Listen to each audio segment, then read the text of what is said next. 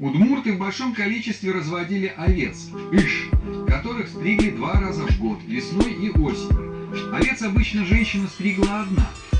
Овец перед стрижкой мыли.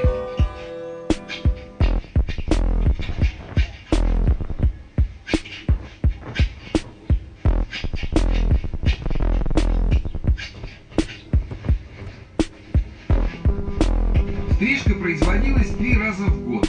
Первый раз весной в апреле, второй раз летом в июне, третий осенью в сентябре-октябре.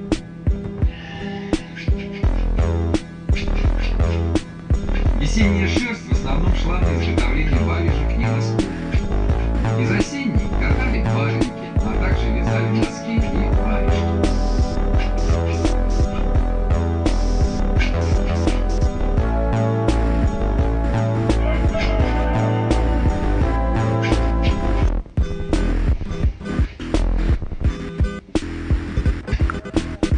Шерсть в основном использовалась в своем хозяйстве, изредка ее продавали.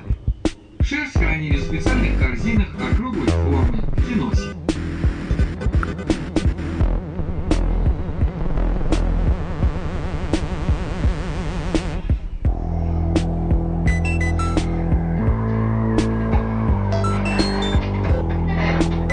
Шерсть обрабатывали на шерстобитках.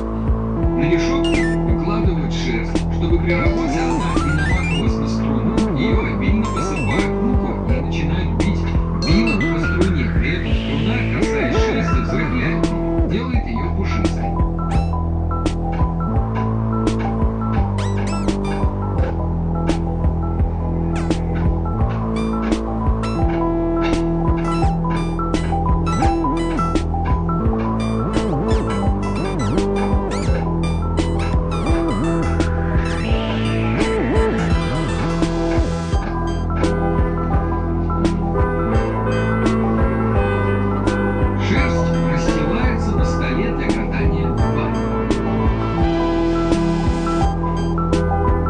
Для ребенка идет 400 грамм шерсти, разосланная в 3 ряда шерсти, спрыскивается небольшим количеством теплой воды, чтобы она лучше склеилась. Берется деревянная палка и на нее накручивается шерсть вместе со скатертью. Получается лом, который катают на столе.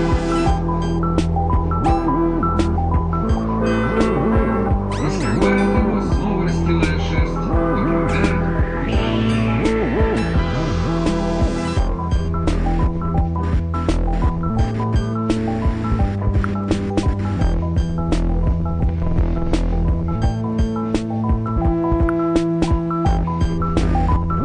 Делается форма бани, заворачивается в скатерть и оставляется на некоторое время, чтобы шерсть склеивалась.